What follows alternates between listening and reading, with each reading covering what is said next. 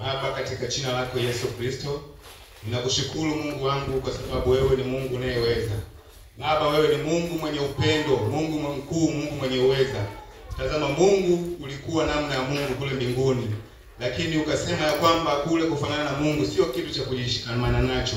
Baba, ukaamua kujitoa kwa moyo wako ili wana wako tupate kuokolewa. Ni upendo wa dhati ambao upo kwako Yesu Kristo. Sisi tumebeba tumaini kwako, tukiamini ya kwamba wewe ni Mungu mwenye uweza, wewe ni Mungu mwenye nguvu. Yamkini katika maisha haya ambayo tunatumika kwako, tunakata tamaa, tunashindwa muda mwingine, lakini Bwana unatushika mkono, Mungu unatuinua. Basi tazama siku ya leo mtumishi wako niko mbele zako. Baba, ukanitie mafuta, ukanipake mafuta mazito ya Roho Mtakatifu, ili Mungu nisiende kunena mawazo yangu, bali Mungu neno lako lililo kweli likaweze kusemwa siku ya leo, ili watu wako wakaweze kupokea sawa sawa na mapenzi yako. Ninaamini ya kwamba wewe ni Mungu mwenye uweza na Mungu mwenye nguvu. Ninajikabidhi mikononi mwako wakati huu, ni katika jina la Baba na la Mwana na Roho Mtakatifu. Wote tuseme amen. Amen. Bwana Yesu asifiwe.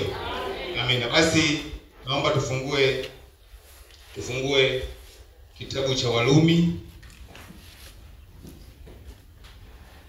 Somo la leo linatoka katika kitabu kile cha Warumi, sura ile ya kwanza, mstari wa kwanza mpaka wa 7, lakini pia naomba ufungue pia Wakorintho wa kwanza, sura ile ya kwanza, mstari wa kwanza mpaka wa 3, lakini pia Wagalatia sura ile ya kwanza, mstari wa kwanza mpaka ule mstari wa 3.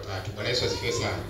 Kazi yeyote ambayo amepata maandiko haya, tukianza na Warumi sura ya kwanza, mstari wa kwanza mpaka wa 7, naomba wakati huu aweze kutusomea.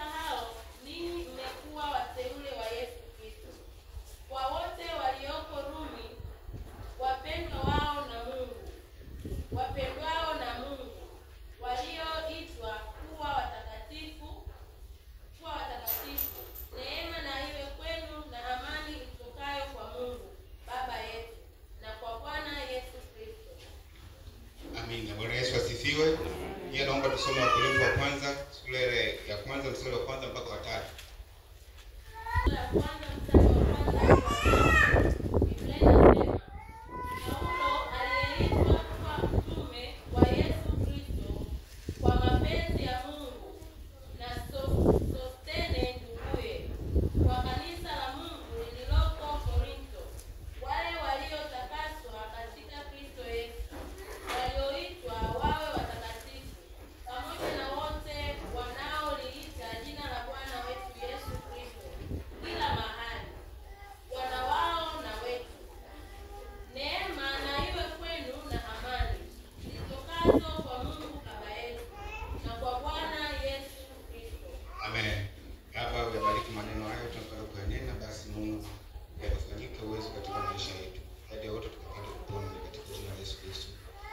Bwana Yesu asifiwe.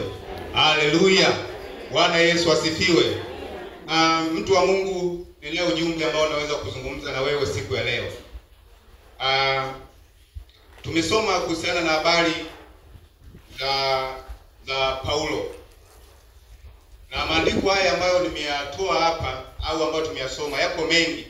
Ni nyaraka au barua mbalimbali ambazo mtume Paulo alikuwa ameandika. Bwana Yesu asifiwe sana. Tunafahamu kuhusiana na habari ya mtume Paulo, ni mtumishi wa Mungu, mtume wa Mungu ambaye alipewa jukumu kubwa kueneza injili maeneo mbalimbali duniani. Bwana Yesu asifiwe sana. Na katika kufanya hivyo ni kwamba alibeba dhamira kuu alibeba utume mkuu ambao kupitia huo alikuwa na shauku na nguvu ya kuweza kumtumikia Mungu. Alikuwa na nguvu na uweza wa kuweza kulitangaza neno la Mungu. Alikuwa na nguvu na uwezo wa kutangaza kweli ya Mungu kuhusiana na Yesu Kristo. Bwana Yesu asifiwe sana. Haleluya. Lakini katika kuangalia hizi nyaraka mbalimbali ambazo Mtume Paulo aliandika, nikawa nimejiuliza sana, hivi ni kwa nini Paulo kwa namna nyingi alivyoandikia hizi barua makanisa mengi? Alikuwa katika pamoja na yote alikuwa anawasalimia, lakini mwisho wa siku anawaambia kwamba neema iwe juu yenu na amani ya Bwana Mungu wetu na Yesu Kristo iwe juu yenu. Bwana Yesu asifiwe sana. Ungesoma wote maandiko. Bwana Yesu asifiwe sana. Kwa hiyo nikaja kuona kwamba Paulo pamoja na mambo yote, kila alivyoanza kuandika hizi nyaraka mbalimbali, hebu utapitia tu kwa wakati wako. Mimi nimetoa hizi chache tu, lakini kwa wakati wako utapitia. Mwishoni anamalizia kwa kusema kwamba neema na iwe kwenu na amani zitokazo kwa Mungu Baba na Bwana wetu Yesu Kristo. Bwana Yesu asifiwe sana. Haleluya. Ndivyo alivyokuwa ameandika kwa kiasi kikubwa. Kwa hiyo manake pamoja na mambo yote, pamoja na utumishi na hali ambayo alikuwa nayo kueneza injili, alikuwa anaambia makanisa kwamba neema iwe juu yao na amani itokaye kwa Baba Mungu na itokaye kwa Yesu Kristo iwe juu yao. Bwana Yesu asifiwe sana. Haleluya. Haleluya. Pigie Yesu makofi na vigelegele kabisa. Bwana Yesu asifiwe sana. Na mimi nakuambia leo mtumishi wa Mungu, ninakuambia leo mwana TG Bundubichi, neema ya Bwana na amani iwe juu yako. Haleluya. Neema na amani iwe juu yako. Neema ya Yesu Kristo iwe juu yako. Amani ya Yesu Kristo iwe juu yako. Bwana Yesu asifiwe sana. Wangapi wanaamini hayo? Wangapi wanaamini kwamba Yesu Kristo anatoa amani na neema katika maisha yao? Haleluya. Bwana Yesu asifiwe sana. Basi kama unaandika ujumbe wangu wa leo, unasema kwamba nini kinakunyima amani maishani mwako? Bwana Yesu asifiwe sana. Ni jambo gani ambalo linakunyima amani katika maisha yako? Bwana Yesu asifiwe sana. Haleluya. Yako mambo ambayo wapendwa tunapitia katika maisha yetu, na katika hayo kwa kiasi kikubwa imekuwa chanzo cha sisi kukosa amani. Imekuwa ni chanzo cha sisi kuwa na mafadhaiko. Imekuwa ni chanzo ya kuwa na lawama katika maisha yetu. Bwana Yesu asifiwe sana. Haleluya. Sasa mimi sijui wewe ni kitu gani ambacho kinakunyima amani katika maisha yako. Na ndio maana Paulo kwa kulijua hilo, kwa kujua kwamba umuhimu wa amani katika maisha yetu, umuhimu wa amani katika utumishi wetu, ndio maana aliwatakia makanisa mbalimbali kwamba neema iwe juu yenu. Tunapozungumzia neema, manake ni baraka za Mungu. Unajua wakati mwingine unaweza kuwa na baraka. Unaweza Mungu akufanikisha mambo mbalimbali katika uchumi, ukawa na maendeleo, lakini usiwe na amani. Bwana Yesu asifiwe sana. Wangapi wanaamini hayo? Amen. Katika maisha yako unaweza ukawa na kila kitu unachokitaka. Ukitaka kufanya hivi unafanya. Maisha yakawa mazuri, lakini usiwe na amani. Bwana Yesu asifiwe sana. Amen. Watu wamekuwa wakitafuta amani katika maisha yao. Wanaishi vizuri, wanafanya hivi, lakini mwisho wa siku hawana amani katika maisha yao. Lakini nataka nikwambie yuko Yesu Kristo. Yuko Yesu Kristo ambaye ndiye analeta amani ya kweli. Yuko Yesu Kristo ambaye yeye ndiyo mfalme wa amani. Bwana Yesu asifiwe sana. Ni wewe tu kumwamini yeye. Ni wewe tu kuweka tumaini kwake, naye atakufanyia amani katika maisha yako. Bwana Yesu asifiwe sana. Haleluya. Kwa hiyo Paulo anawataka makanisa wawe na amani, pamoja kwamba na neema, lakini wawe na amani. Wawe na amani. Biblia inasema kwamba itafute sana amani kwa watu wote na huo utakatifu, kwa sababu hakuna mtu ataenda mbinguni kama asivyokuwa nazo hizo. Bwana Yesu asifiwe sana. Haleluya. Biblia inaambia kwamba hakuna mtu yeyote ambaye ataenda mbinguni kama atatafuta amani kwa watu wote na utakatifu. Bwana Yesu asifiwe sana. Kwa hiyo tuje kuona kwamba amani jinsi gani ilivyokuwa muhimu katika maisha yetu. Watu hapo wanalia, wanahangaika katika maisha yao. Kuna mambo mbalimbali ambayo yanafanya mtu akose amani.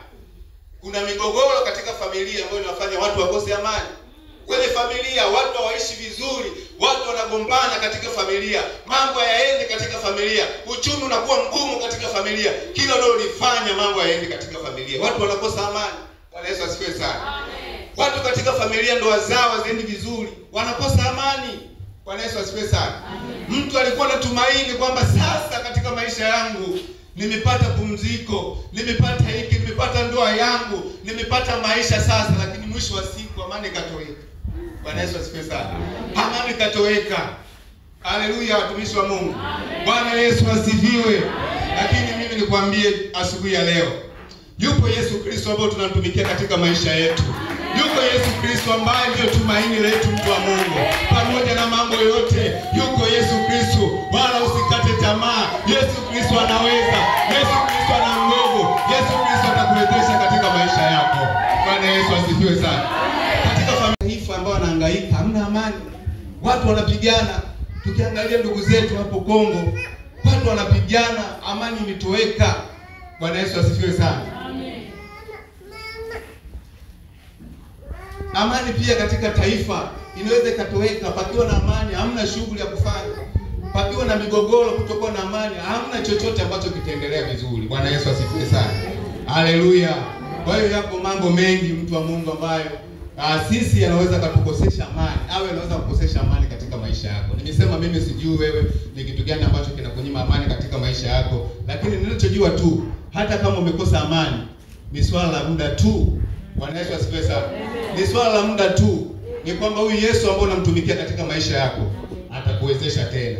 Atakupa amani, atakupa faraja, atakupa uwezo wa kusimama tena katika maisha yako. Bwana Yesu asifiwe sana. Haleluya. Haleluya. Wengine wanakosa amani kutokana na watesi katika maisha yao. Wanateswa na nguvu za giza, wanakosa amani. Vita kila unapoenda makazini, watu wanaenda, vita zinakuwa zinainuka. Ukijaribu hiki kimekuja hiki, unajiuliza inakueje? Unakosa amani. Nafika muda wakati wale ambao wanafanya kazi unafahamu. Bwana Yesu asifiwe sana. Unaweza kuwa kazini wakati mwingine ukatamani hata kazi yenyewe uache. Haleluya. Yaani hamna amani, ni shida. Kila ukijaribu hivi, hamna wema ambao unaonekana machoni. Unakosa amani. Bwana Yesu asifiwe sana. Haleluya. Kwa hiyo kuna watu pia wanakosa amani, wanakataliwa katika maisha yao. Wanakataliwa, wanakosa amani.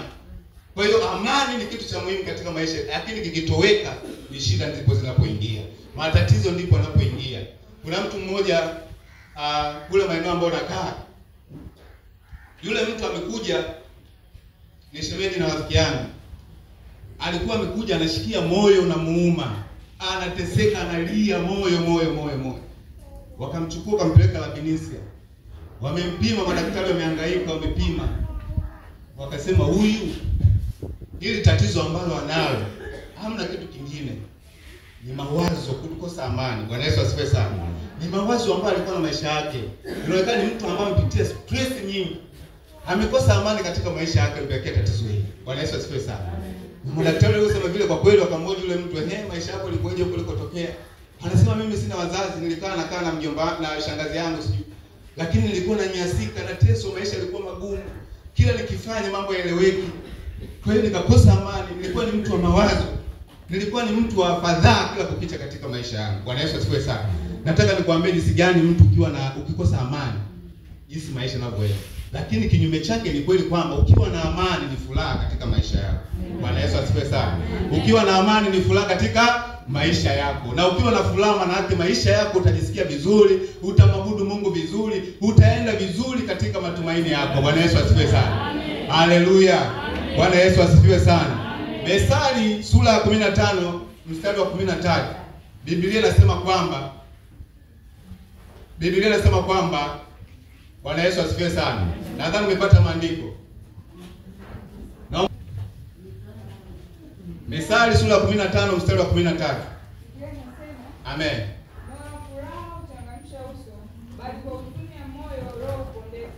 Bwana Yesu asifiwe sana. Moyo wenye furaha uchangamsha nini? Uso. Lakini kwa huzuni moyo na roho ufanyeje? Upondeka. Bwana Yesu asifiwe sana. Kwa maana yake ukiwa na amani katika maisha yako utakuwa na furaha. Na ukiwa na furaha, maana yake moyo wako ambao ulikuwa na amani, sasa uso wako hata nuru itaonekana. Utaonekana kwamba ni mtu ambaye mwenye tumaini. Bwana Yesu asifiwe sana. Lakini mtu akiwa na huzuni, moyo wake unapondeka. Moyo wake unakuwa si kitu tena, kwa sababu amekosa amani katika maisha yake. Bwana Yesu asifiwe sana. Haleluya. Bwana Yesu asifiwe sana. Kwa hiyo asubuhi ya leo ninachotaka nikuambie kwamba katika maisha yako Inawezekana unapitia katika hali ya kutokuwa na amani. Inawezekana umepitia katika mazingira ambayo ya kunyima wewe kuwa na amani. Lakini yupo Yesu Kristo ambaye mwenye nguvu. Yupo Yesu Kristo mwenye uweza. Yupo Yesu mwenye Kristo ambaye atakuwezesha kuwa na amani. Bwana Yesu asifiwe sana. Kwa nini uhangaike? Kwa nini ufadhaike? Ni vile sisi tu hatujatambua thamani ya Yesu Kristo maishani mwetu. Hatujatambua thamani Yesu Kristo anatuwazia nini katika maisha yetu. Kwa sababu Biblia nikisoma katika kitabu cha Isaya, tufunue kitabu cha Isaya sura ya 9 sura ya 9 mstari wa 6. Biblia inasema, kwa maana kwa ajili yetu mtoto amezaliwa, tumepewa mtoto mwanamume, uweza wa kifalme utakuwa mabegani mwake. Jina lake ni mshauri wa ajabu. Haleluya. Bwana Yesu asifiwe sana. Anasema jina lake ni mshauri wa ajabu, Mungu mwenye nguvu, Baba wa milele, mfalme wa amani. Bwana Yesu asifiwe sana. Haleluya. Ni maneno ya Isaya ambayo alikuwa anazungumzia, anatabiri kuhusiana na Yesu Kristo. Anasema kwa ajili yenu mtoto mwanaume amefanyaje? Amezaliwa. Bwana Yesu asifiwe sana. Huyo mtoto yupi ambao tunamzungumzia? Ni Yesu Kristo. Bwana Yesu asifiwe sana. Ambayo leo yupo mpaka sasa. Haleluya. Ni yeye yule ambaye aliteswa ili kupitia yeye mimi na wewe tupate kufanyaje? Kuokolewa. Ni yule ambaye aliteswa msalabani na kudhalilishwa ili mimi na wewe tupate nafuu katika maisha yetu. Bwana Yesu asifiwe sana. Pigie Yesu makofi na vigelegele tafadhali. Yesu anaweza katika maisha yetu, mtumishi wa Mungu.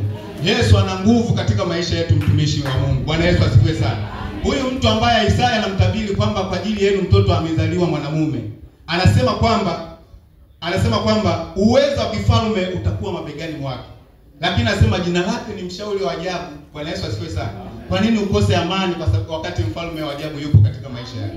Kwa nini ukose amani kwa sababu wakati mfalme wa ajabu yupo ambaye anaweza kukushawishi, anaweza kukushauri katika maisha yako?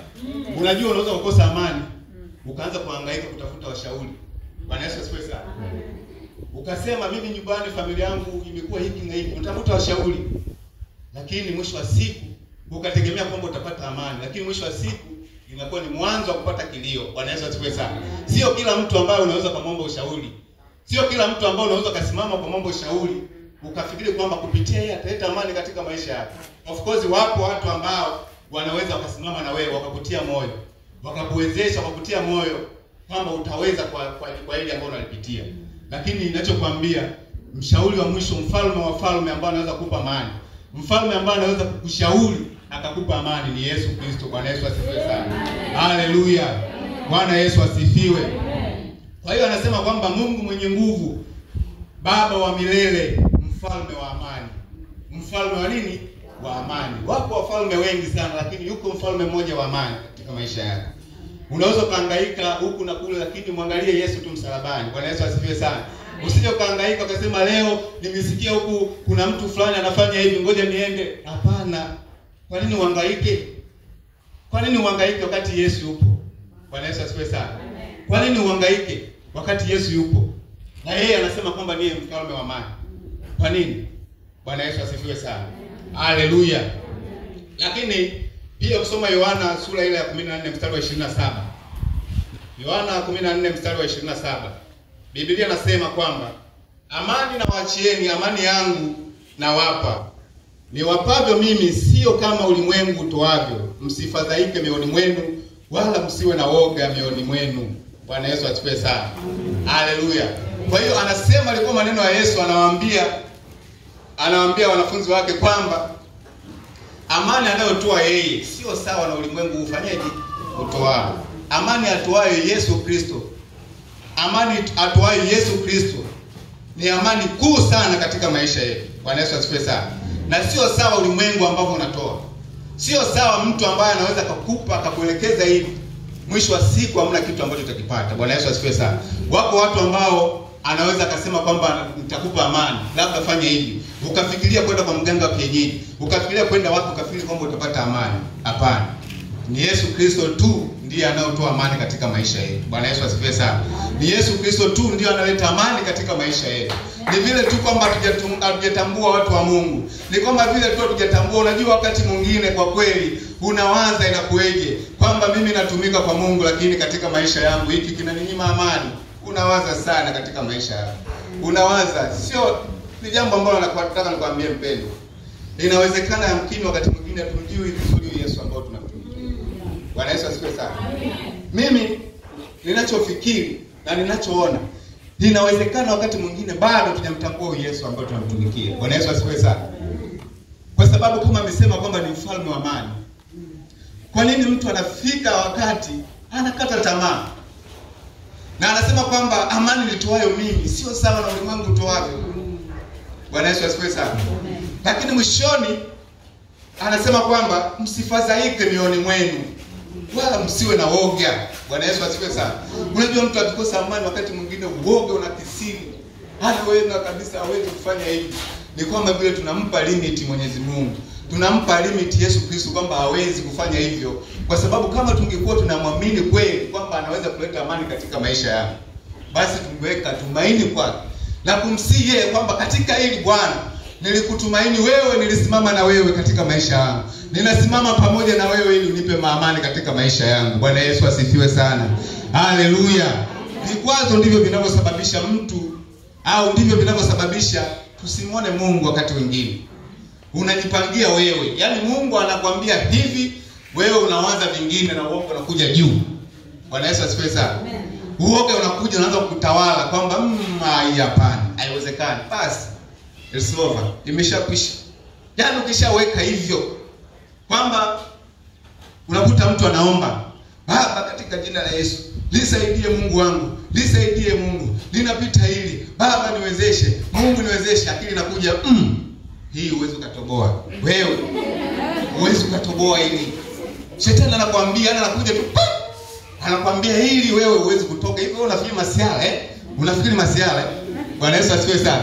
Unafikiri masiala, unamwomba Mungu eti akupatie milioni 1 kwa wale wenzangu ambao tunapambana. Akupatie milioni 1 ndani ya mwezi. Haleluya. Akupatie milioni 1 ndani ya mwezi. Wakati hiyo milioni 1 umetafuta labda mwaka mzima hata hujawahi kuipata. Bwana Yesu asifiwe sana. Lakini ukawa namuomba Mungu nipatie milioni 1 ndani ya mwezi huu mmoja. Nakwambia kama kweli imani yako haijakaa vizuri, utaanza kuomba, utachukua hatua sana. Utaomba, utaanza kuomba. Baadaye utakuta mawazo yanakujia kichwani mwako kwamba mimi tangu nizaliwa sijashika milioni 1. Yaani mimi niombe milioni 1 itokee wapi? Bwana Yesu asifiwe sana. Maana yake ushaweka vikwazo kwa Yesu Kristo. Unajua Mungu anaitaka wewe uweke nia moyoni mwako. Anataka wewe uweke nia na kumwamini yeye kwamba hili ataweza kuniwezesha. Bwana Yesu asifiwe sana. Kwa hiyo unapozungumzia masuala ya amani pia katika maisha yako, unaweza kukosa amani, ukawa na vikwazo ambavyo vinakukwaza katika maisha yako. Lakini nafika Mungu na muomba ndio kwamba Mungu anijalie amani. Lakini moyoni mwako kuna kitu ambacho kinakuapilia kwamba hili hauwezi kutoka. Bwana Yesu asifiwe sana. Mungu atusaidie sana. Mungu aturehemu sana. Huyu Mungu ambao tunamtumikia ni Mungu mkuu sana katika maisha yetu. Ni Mungu ambaye anaweza sana katika maisha yetu. Haijalishi katika mazingira gani, lakini anaweza kutuwezesha. Bwana Yesu asifiwe sana. Bwana Yesu asifiwe. Amina. Basi mwenye kupata maandiko hayo naomba tusomee.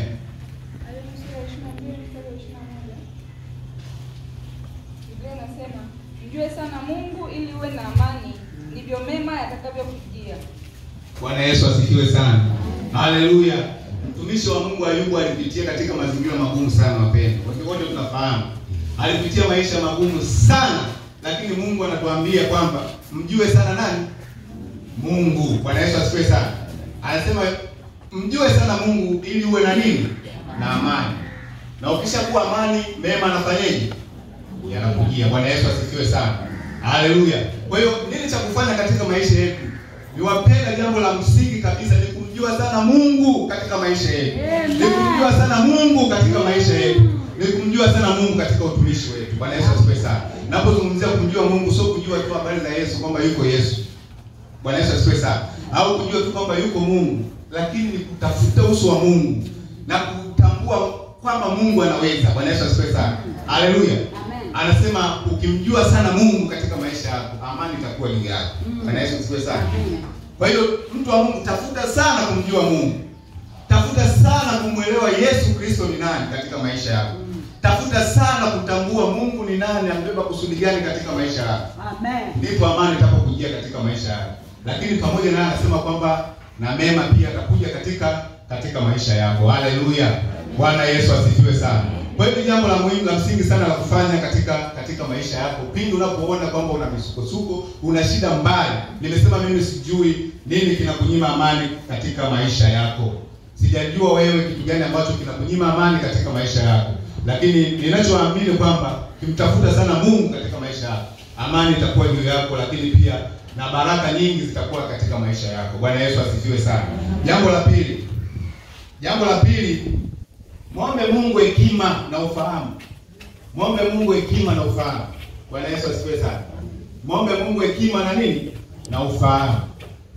Hekima na ufahamu. Unajua wakati mwingine Biblia inasema kwamba watu wangu wanaangamia kwa kukosa nini? Maarifa. Bwana Yesu asifiwe sana. Hekima, wisdom.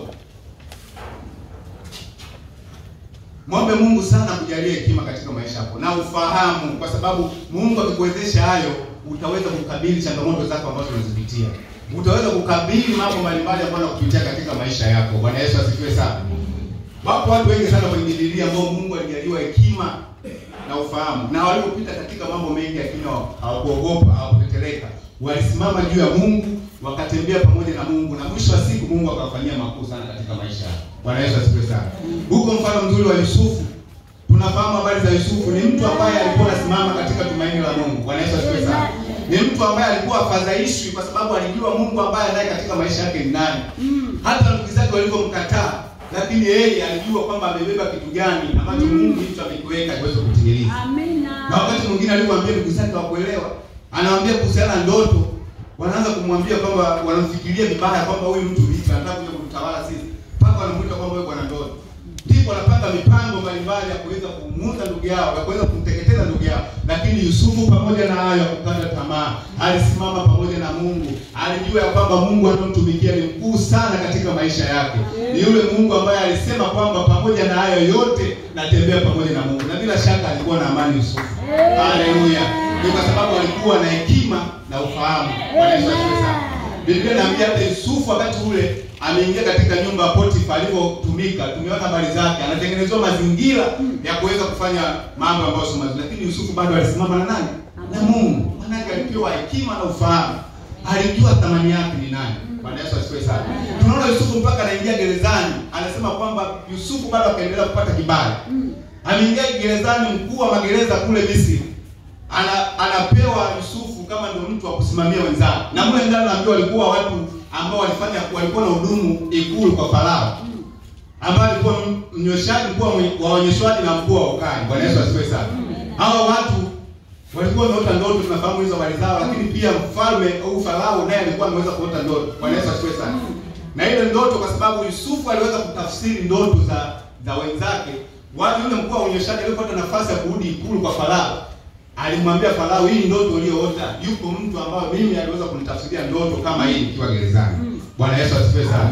Yusufu naambiwa alikuwa gerezani alikuwa ni mtu mwenye amani sana.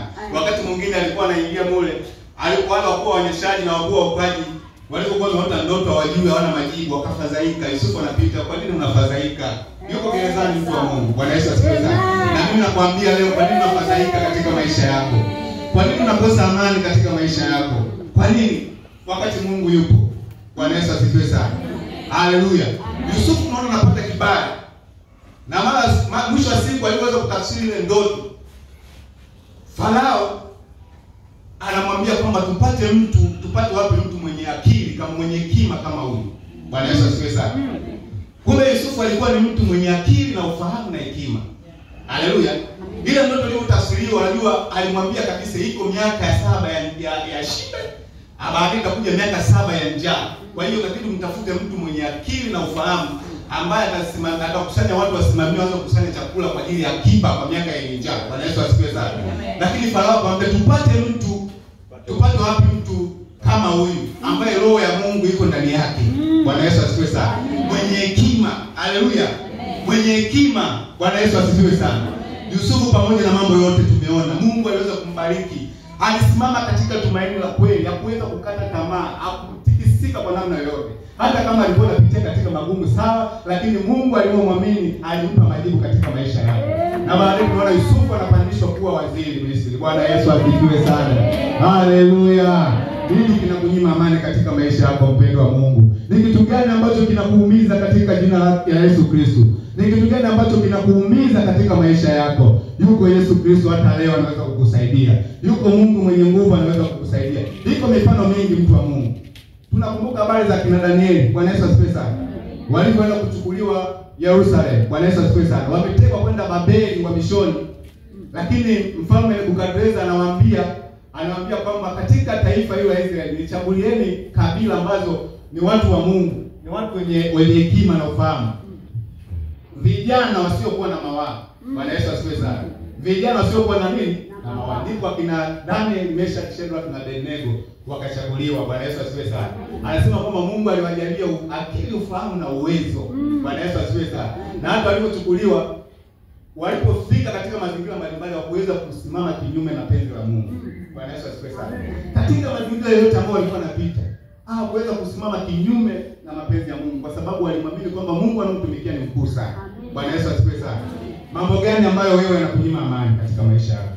Haleluya. Lazima Mungu atusaidie tuwe na akili na ufahamu katika maisha. Ukiwa na akili na ufahamu katika maisha, utaweza kuyashinda yote. Bwana Yesu asifiwe sana. Hata vishawishi vinavyokuja wakati mwingine unaweza ukavikwepa kwa sababu Mungu amekujalia hekima na ufahamu katika maisha yako. Wale watu waliambiwa kwamba wapewe, Nebukadneza kaandaa mazingira kwamba wapewe vyakula vizuri ili wao vizuri. Lakini Danieli anaanza akasema hatutaweza kujinajisi. Akamwomba yule mkuu wa Nebukadneza kwamba tunaomba tule mtama. Bwana Yesu asifiwe sana. Tunaomba tule mtama. Lakini akasema hili inawezekanaje? Mkikonda mimi nitaenda kujibu nini? Akasema wewe fanya tu hivyo, ukikonda wewe utakuja kuona. Lakini Biblia inaambia kwamba wakazidi kunawiri maradufu. Bwana Yesu asifiwe sana. Wakazidi kunawiri maradufu. Au kuogopa kitu chochote, Mungu alikuwa pamoja na wao. Pamoja na mazingira hayo unayotembea, unakosa chakula, unakosa chochote, isikufanye kuwa na amani. Mwamini Yesu Kristo. Mwamini Mungu atakupa amani katika maisha yako. Haikuishia hapo. Hata Daniel kipindi fulani ameenda anapata kibali. Hata ilipofika wakati wa Dario, Daniel anapata kibali. Mpaka inafika wakati anaanza kupangiwa njama. Walikuwa wanamtafuta kila sehemu Daniel. Kila sehemu akipita kumtafuta na mwana Daniel yuko vizuri. Bwana Yesu asifiwe sana. Kila kufanya hivi yuko vizuri. Akasema sasa huyu tumwekee mashtaka kwa sababu ni mtu wa Mungu. Weke mashitaka ili kupitia kumkamate humo. Bwana Yesu asifiwe sana. Wewe weka sheria kwamba katika Babeli hamna mtu yeyote kumwabudu Mungu wa mbinguni. Bwana Yesu asifiwe sana. Hakuna. Haleluya. Nilikuwa najiuliza ningekuwa zama zetu zingefanyaje? Ndani ya ufalme, ndani ya viongozi wa mbalimbali wakubwa, askari wapo, lakini Danieli Biblia inasema kwamba ndipo akadilisha maombi mara 3 kwa siku. Bwana Yesu asifiwe sana. Akadilisha maombi mara 3 kwa siku. Akaamua kumtafuta Mungu, akasema Mungu ndio tumaini langu. Mungu ndio uweza wangu. Mungu ndio kimbilio langu. Haleluya. Bwana Yesu asifiwe. Mungu ndio tumaini letu wapendwa katika maisha yetu. Mungu ndio msaada wa kwetu. Bwana Yesu asifiwe sana. Haleluya. Wala usiogope mtu wa Mungu. Mimi nakwambia mwamini Yesu. Unajua wakati mwingine lazima uchukue wakati wa maamuzi magumu. Unapitia katika situation unaona kabisa siwezi kufanya chochote. Umwelewe huyu Yesu ni mtu wa aina gani? Unajua Yesu wakati mwingine unapitia katika mambo fulani anafadhaika. Utasema Yesu anafadhaika tena. Anafadhaika wakati mwingine. Tunaona Maria na Martha, Lazaro walikuwa naumwa anatafuta Yesu aje kumsaidia.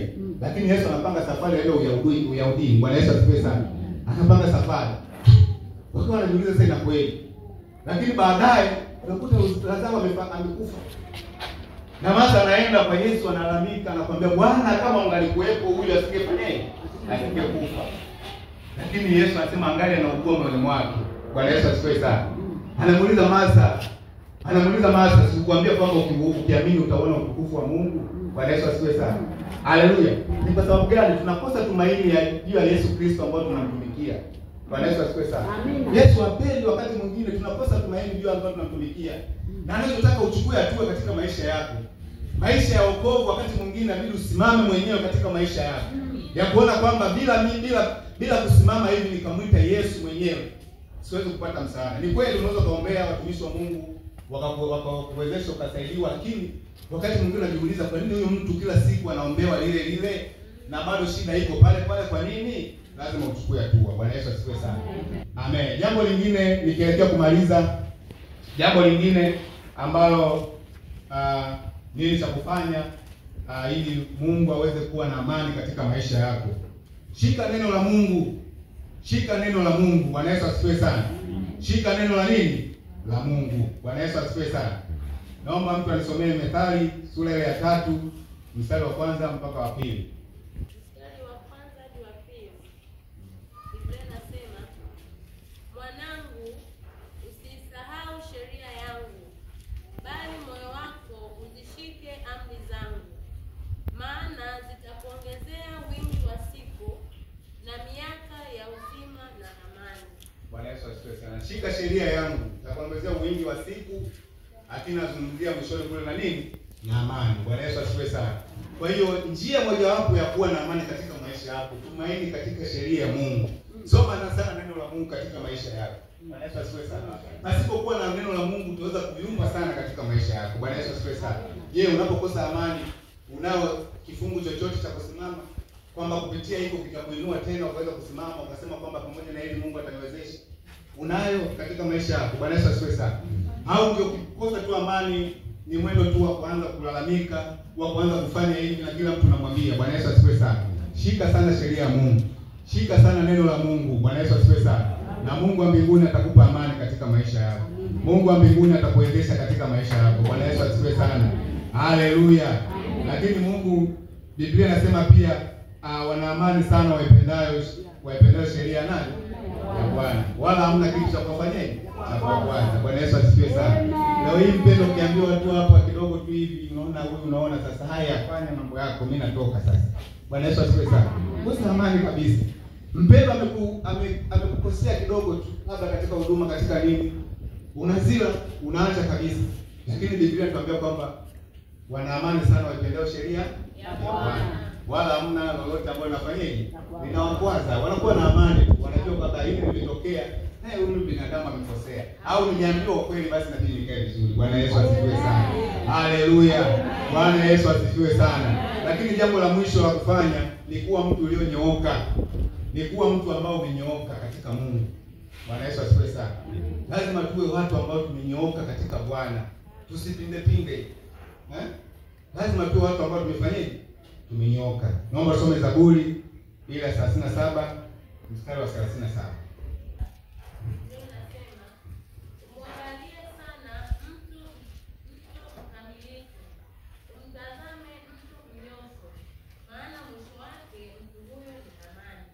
Mwangalie sana mtu mkamilifu, mtafute sana mtu mnyofu.